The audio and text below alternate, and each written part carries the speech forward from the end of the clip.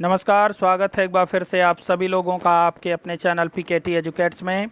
मैं हूं डॉक्टर पवन तिवारी और आज मैं आपके सामने लेकर रूबरू हो रहा हूं हिंदी उत्तर प्रदेश लेखपाल परीक्षा 2020 का 8वां प्रैक्टिस सेट। इससे पहले कि हम अपने प्रैक्टिस सेट के प्रश्नों की तरफ आगे बढ़ें, मेरी आपसे गुजारिश है कि टेलीग्राम पर हमारा अपना पब्लिक चैनल पीकेटी एजुकेट्स के नाम से है। आप हमारे इस चैनल को फॉलो करें जिससे कि आप हमारे इस चैनल के प्रत्येक अपडेट के साथ बने रह सकें। तो आइए बढ़ते हैं आज के अपने प्रश्नों की तरफ। निर्देश प्रश्न संख्या 1 और 2 में लिखित वाक्य में काल बताइए। हमारा पहला प्रश्न है, वह अब तक घर पहुंच गया होगा। इसमें कौन सा काल है? विकल्प ए है सामान्य भविष्यत काल, बी है पूर्ण वर्तमान काल, सी है आसन्न भूतकाल और डी है संदिग्ध भूतकाल। इसमें आपका सही जवाब है विकल्प डी, संदिग्ध भूतकाल। आप जानते हैं जब वाक्यों के अंत में चुका होगा, चुकी होगी, चुके होंगे, या होगा, ई होगी, ये होंगे, आ होगा, ई होगी, ए होंगे, ऐसे शब्द जुड़े रहते हैं तो वहां संदिग्ध भूतकाल होता है और इसी ट्रिक से इसकी पहचान की जाती है। आप यहां देख सकते हैं या होगा आया है तो इसमें संदिग्ध भूतकाल है। आइए बढ़ते हैं अपने अगले प्रश्न की तरफ। हमारा दूसरा प्रश्न है, लड़कों ने चोरों को रंगे हाथ पकड़ा। विकल्प ए है सामान्य भूतकाल, बी है हेतु हेतुमत भूतकाल, सी है आसन्न भूतकाल और डी है पूर्ण वर्तमान काल। इसमें आपका सही जवाब है विकल्प ए, सामान्य भूतकाल। आप जानते हैं सामान्य भूतकाल की पहचान वाक्यों के अंत में आने वाले या ई ए, आ ई ए, ता था, ती थी, ते थे इन शब्दों से की जाती है। पकड़ा में अंत में आ आया है और इससे पता चलता है कि यह सामान्य भूतकाल है, इसलिए विकल्प ए आपका यहाँ पर सही है। आइए बढ़ते हैं अपने अगले प्रश्न की तरफ।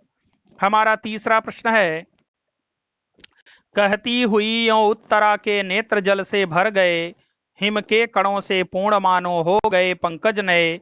इस पंक्ति में अलंकार है। विकल्प ए है यमक, बी है उत्प्रेक्षा, सी है उदाहरण और डी है रूपक।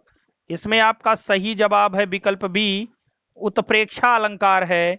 उत्प्रेक्षा अलंकार की पहचान होती है वाक्यों में जनु जानो, मनु मानो, मनो मनहु ऐसे शब्द आते हैं और इसी से पता चलता है कि वहां उत्प्रेक्षा अलंकार है। जहां पर उपमेय में उपमान की संभावना व्यक्त की जाती है वहां पर उत्प्रेक्षा अलंकार होता है, इसकी परिभाषा है। और ये देखिए मानो शब्द यहां पर आया है। कहती हुई यों उत्तरा के नेत्र जल से भर गए, हिम के कणों से पूर्ण मानो हो गए पंकज नए। यहां मानो शब्द आया है और इसी से पता चलता है कि इसमें उत्प्रेक्षा अलंकार है, इसलिए विकल्प बी आपका यहां पर सही है। बाकी तीनों गलत हैं। आइए बढ़ते हैं अपने अगले प्रश्न की तरफ। निर्देश प्रश्न संख्या 4 और 5 में लिखित शब्दों का पर्यायवाची शब्द बताइए। हमारा चौथा प्रश्न है, संस्कृति। संस्कृति का पर्यायवाची शब्द क्या होगा?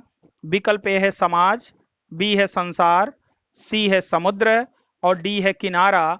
इसमें आपका सही जवाब है विकल्प बी, संसार। संस्कृति का अर्थ होता है संसार, तो ये इसका पर्यायवाची शब्द है।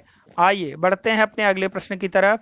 हमारा पांचवा प्रश्न है, भार्गवी का पर्यायवाची शब्द क्या होगा? विकल्प ए है सरस्वती, बी है पार्वती, सी है लक्ष्मी और डी है सची। तो भार्गवी लक्ष्मी जी का पर्यायवाची है, विकल्प सी आपका यहां पर सही है। आइए बढ़ते हैं अपने अगले प्रश्न की तरफ। निर्देश प्रश्न संख्या 6 और 7 के वाक्यों में कुछ त्रुटियां हैं।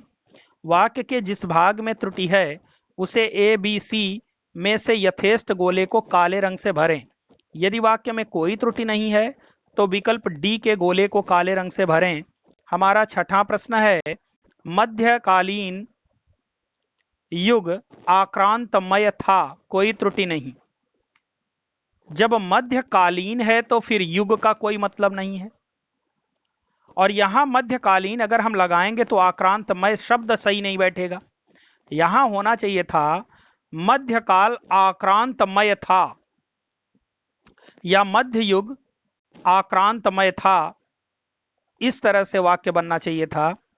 लेकिन इसमें गलती क्या हुई, मध्यकालीन के बाद युग भी कर दिया, जो सर्वथा गलत है। यहां पर आपके विकल्प ए में गलती है। मध्य युग आक्रांतमय था या मध्यकाल आक्रांतमय था, ऐसे वाक्य बनना चाहिए था। लेकिन विकल्प ए की गलती की वजह से पूरा वाक्य गलत हो गया। तो इसमें विकल्प ए में गलती है, मध्यकालीन युग नहीं होना चाहिए, बल्कि मध्यकाल होना चाहिए, या ये मध्य युग होना चाहिए था। आइए बढ़ते हैं अपने अगले प्रश्न की तरफ। कृपया हमारे घर पधारने की कृपा करें, कोई त्रुटि नहीं। विकल्प ए है कृपया हमारे घर, बी है पधारने की, सी है कृपा करें, और डी है कोई त्रुटि नहीं। इसमें विकल्प ए में गलती है, यहां कृपया अनावश्यक शब्द आ गया है। हमारे घर पधारने की कृपा करें, बस इतना ही वाक्य होना चाहिए था। यहां पर जब कृपा शब्द आया है तो यहां पहले कृपया शब्द लगाने का कोई मतलब नहीं है, इसलिए विकल्प ए में यहां पर त्रुटि है, कृपया शब्द का प्रयोग नहीं होना चाहिए था। तो विकल्प ए आपका यहां पर सही है। आइए बढ़ते हैं अपने अगले प्रश्न की तरफ। निर्देश, प्रश्न संख्या 8 और 9 में लिखित अनेकार्थी शब्दों का दूसरा अर्थ बताइए। हमारा 8वां प्रश्न है वर्ण। वर्ण का एक अर्थ है अक्षर, और दूसरा अर्थ हमको इन 4 विकल्पों में तलाश करना है। विकल्प ए है रूप, बी है सूर्य, सी है कुंड, डी है पथिक। इसमें आपका सही जवाब है विकल्प ए रूप। वर्ण का अर्थ रूप भी होता है और वर्ण का अर्थ अक्षर भी होता है, तो विकल्प ए सही है। आइए बढ़ते हैं अपने अगले प्रश्न की तरफ। बाज, बाज का एक अर्थ होता है घोड़ा, और दूसरा अर्थ क्या होगा, इन 4 ऑप्शन में आपको तलाश करना है। विकल्प ए है बालक, बी है शत्रु, सी है बाण, और डी है लड़ाई। तो बाज का अर्थ घोड़ा भी होता है और बाज का अर्थ बाण भी होता है। विकल्प सी आपका यहां पर सही है। आइए बढ़ते हैं अपने अगले प्रश्न की तरफ। हमारा अगला प्रश्न है उस काल क्रोध से तन कांपने उनका लगा, मानो हवा के बेग से सोता हुआ सागर जगा। इस पंक्ति में रस है। अगर अलंकार की बात करें तो मानो शब्द आया है तो उत्प्रेक्षा अलंकार है, लेकिन अगर रस की बात करें तो आप देख सकते हैं यहां क्रोध शब्द आया है। अगर क्रोध शब्द आए, रिसाई शब्द आए, ऐसे शब्द अगर आए जिनसे कि क्रोध के भाव की अभिव्यक्ति होती है, तो वहां पर रौद्र रस होता है। विकल्प सी आपका यहां पर सही होगा, और इसका स्थायी भाव क्या होता है, क्रोध होता है। तो क्रोध जैसी बातें जहां पर भी होंगी वहां रौद्र रस होगा। विकल्प सी आपका यहां पर सही है। आइए बढ़ते हैं अपने अगले प्रश्न की तरफ। हमारा नेक्स्ट क्वेश्चन है आचार्य भरत मुनि ने रसों की संख्या स्वीकार की है। विकल्प ए 9, बी है 11, सी है 8, और डी है 10। इसमें सही जवाब है आपका सी। आचार्य भरत मुनि ने रसों की संख्या 8 स्वीकार की है। चूंकि आचार्य भरत मुनि ने नाट्य शास्त्र नाटकों के मंचन को दृष्टिगत रखते हुए लिखा था, और इस वजह से उन्होंने नाटकों को मद्देनजर रखते हुए शांत रस को रसों की श्रेणी से हटा दिया, क्योंकि उस समय नाटकों में शांत रस का प्रणयन नहीं होता था। इसलिए आचार्य भरत मुनि ने नाटक के अनुसार रसों की संख्या केवल 8 ही स्वीकार की थी, शांत रस को उन्होंने मान्यता प्रदान नहीं किया था। तो विकल्प सी आपका यहां पर सही है। बाद में आचार्य उद्भट ने 9वें रस के रूप में शांत रस को प्रतिस्थापित करके उसे 9 रसों में परिगणित होने का अवसर प्रदान किया। फिलहाल आचार्य भरत मुनि रसों की संख्या 8 ही स्वीकार करते हैं, शांत रस को उन्होंने मान्यता नहीं दिया है। तो विकल्प सी आपका यहां पर सही है। आइए बढ़ते हैं अपने अगले प्रश्न की तरफ। निर्देश, प्रश्न संख्या 12 और 13 में लिखित लोकोक्तियों मुहावरों के सही अर्थ का चयन कीजिए। हमारा प्रश्न है अपना राग अलापना। इस मुहावरे का अर्थ क्या होगा। विकल्प ए है गाना गाना, बी है शोर मचाना, सी है अपनी ही बातों पर बल देना, और डी है जिद करना। तो अपना राग अलापना इस मुहावरे का अर्थ होगा अपनी ही बातों पर बल देना। विकल्प सी आपका यहां पर सही है। आइए बढ़ते हैं अपने अगले प्रश्न की तरफ। आकाश के तारे तोड़ना इस मुहावरे का क्या अर्थ होगा? विकल्प ए है असंभव कार्य करना, बी है कठिन कार्य करना, सी है प्रेम करना और डी है संकट में पड़ना। आकाश से कोई तारे तोड़कर ले आ ही नहीं सकता है, यह सर्वथा असंभव कार्य है, इसलिए विकल्प ए आपका यहां पर सही है। आकाश के तारे तोड़ना मुहावरे का अर्थ क्या होगा? असंभव कार्य करना। विकल्प ए सही है। आइए बढ़ते हैं अपने अगले प्रश्न की तरफ। विकल्प हमारा 14वां प्रश्न है, कमल नयन में समास है। विकल्प ए है बहुव्रीहि, बी है कर्मधारय, सी है तत्पुरुष और डी है द्विगु। इसमें आपका सही जवाब है विकल्प ए बहुव्रीहि समास। कमल नयन विष्णु भगवान का नाम है, अन्य पद की प्रधानता हो गई, इस वजह से यहां पर बहुव्रीहि समास है। अगर बहुव्रीहि समास ऑप्शन में नहीं रहा होता तो कमल नयन में कर्मधारय समास होता। तो विकल्प ए आपका यहां पर सही है। आइए बढ़ते हैं अपने अगले प्रश्न की तरफ। चक्रपाणि दर्शनार्थ में समास है। विकल्प ए है कर्मधारय, बी है तत्पुरुष, सी है अव्ययी भाव और डी है बहुव्रीहि। इसमें सही विकल्प है सी, चक्रपाणि दर्शनार्थ में अव्ययी भाव समास है। अगर केवल चक्रपाणि रहा होता तो बहुव्रीहि समास होता, लेकिन चक्रपाणि दर्शनार्थ यह पूरा क्रिया विशेषण का कार्य कर रहा है, क्रिया विशेषण अव्यय बन गया, इस वजह से इसमें अव्ययी भाव समास है। विकल्प सी सही है आपका। आइए बढ़ते हैं अपने अगले प्रश्न की तरफ। हमारा 16वां प्रश्न है, उत्थान में संधि है। विकल्प ए है अयादि संधि, बी है यण संधि, सी है व्यंजन संधि और डी है विसर्ग संधि। इसमें विकल्प सी आपका सही है, व्यंजन संधि। उत धन थान बराबर उत्थान, यह व्यंजन संधि का नियम है, तो विकल्प सी इसमें सही है। आइए बढ़ते हैं अपने अगले प्रश्न की तरफ। भवन का संधि विच्छेद होगा। विकल्प ए है भव धन न, बी है भो धन अन, सी है भव धन अन और डी है भाव धन न। इसमें आपका सही जवाब है विकल्प बी, भो धन अन। इसमें अयादि संधि है। हमेशा याद रखिए, अगर किसी शब्द का उच्चारण करते समय बीच में आय, आय, अव, आव ऐसे शब्द आ रहे हैं तो तुरंत समझ जाइए वह अयादि संधि है। भवन अव आ रहा है और अव जो है ओ की मात्रा में बदलता है, इसलिए भो धन अन इसमें सही होगा। विकल्प बी सही है, इसमें अयादि संधि है और इसका संधि विच्छेद होगा भो धन अन। आइए बढ़ते हैं अपने अगले प्रश्न की तरफ। निम्नलिखित में कौन सा शब्द तत्सम है? विकल्प ए है जोधा, बी है थंभ, सी है द्रोण और डी है दांत। जोधा युद्ध का तद्भव शब्द है, युद्ध इसका तत्सम होगा। थंभ इसका तत्सम शब्द होगा स्तंभ। द्रोण यह जो है आपका तत्सम शब्द है, इसमें द्रोण का तद्भव होता है दोना, जबकि दांत का दंत होता है तत्सम। तो जोधा, थंभ और दांत ये तीनों यहां पर तद्भव शब्द हैं, जबकि द्रोण यहां पर तत्सम शब्द है।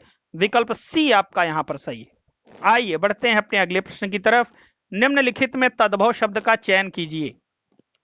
दर्शन यह भी तत्सम शब्द है, द्वार यह भी तत्सम है, नक्षत्र यह भी तत्सम शब्द है, नाक यह तद्भव शब्द है, इसका तत्सम होगा नासिका। तो दर्शन का दर्शन, द्वार का द्वार, नाक का नासिका और नखत का नक्षत्र, ये तत्सम शब्दों का यहां पर प्रारूप है जो मैंने आपको बताया इन चारों का। तो यहां नाक शब्द जो है तद्भव शब्द है, बाकी तीनों तत्सम शब्द हैं। आइए बढ़ते हैं अपने अगले प्रश्न की तरफ। निर्देश प्रश्न संख्या 20 और 21 में लिखित वाक्यांशों के लिए सही शब्द का चयन कीजिए। जिसे कोई भ्रम या संदेह न हो उसे क्या कहते हैं? विकल्प ए है निभ्रांत, बी है भ्रांति, सी है संदेही और डी है आशंकालु। इसमें सही जवाब है आपका विकल्प ए निभ्रांत। जिसे कोई भ्रम या संदेह नहीं होता है उसे हम क्या कहते हैं? निभ्रांत कहते हैं। विकल्प ए सही। आइए, जो सदा बदलता हो उसे हम क्या कहते हैं? विकल्प ए है प्रकृति, बी है परिवर्तनशील, सी है अस्थिर और डी है अनित्य। अनित्य, अस्थिर, इन सब का अर्थ होता है क्षणभंगुर, माने नाशवान चीजें। परिवर्तनशील चीजें कभी नाशवान नहीं होती हैं। तो जो सदा बदलता हो उसे हम परिवर्तनशील कहते हैं। यह चीजें कभी नाशवान नहीं हो सकती हैं, जबकि अस्थिर अनित्य ये सब जो है नाशवान के पर्यायवाची शब्द हैं। तो जो सदा बदलता है उसे हम क्या कहते हैं? परिवर्तनशील कहते हैं। आइए, विकल्प बी सही था। निर्देश, प्रश्न संख्या 22 और 23 में लिखित शब्दों के विलोम शब्दों का चयन कीजिए। 22वां प्रश्न है हमारा मूढ़। मूढ़ का विलोम शब्द क्या होगा? विकल्प ए है दुष्ट, बी है ज्ञानी, सी है मूर्ख और डी है पापी। दुष्ट और पापी का तो कोई मतलब ही नहीं है, मूर्ख का भी कोई मतलब नहीं, क्योंकि मूढ़ का अर्थ ही मूर्ख होता है। यहां पर विकल्प बी आपका सही है, मूढ़ का विलोम शब्द होगा ज्ञानी। आइए बढ़ते हैं अपने अगले प्रश्न की तरफ। प्रश्न नंबर 23वां हमारा है मनुष्यता। मनुष्यता का विलोम क्या होगा? पशु, पशुता, राक्षसी, दैवीयता। इसमें सही जवाब है आपका पशुता। विकल्प बी आपका यहां पर सही है। आइए बढ़ते हैं अपने अगले प्रश्न की तरफ। निर्देश, प्रश्न संख्या 24 और 25 में लिखित शब्द किस भाषा के हैं? सही विकल्प बताइए। 24वां प्रश्न है हमारा जहर। जहर किस भाषा का शब्द है? विकल्प ए है अरबी, बी है फारसी, सी है तुर्की और डी है पश्तो। इसमें सही जवाब है आपका बी, फारसी भाषा का शब्द है जहर। आइए बढ़ते हैं अपने अगले प्रश्न की तरफ। सर्कस किस भाषा का शब्द है? विकल्प ए है ग्रीक, बी है चीनी, सी है यूनानी और डी है अंग्रेजी। तो सर्कस अंग्रेजी भाषा का शब्द है। विकल्प डी आपका यहां पर सही है। और इसी के साथ आज हमने लेखपाल का 8वां हिंदी से संदर्भित प्रैक्टिस सेट सॉल्व किया है। मुझे पूरी उम्मीद है कि आपको सारे प्रश्न बेहतर तरीके से समझ में आए होंगे। तो इसी के साथ अब मैं लूंगा आपसे विदा। That's all, thanks to all of you.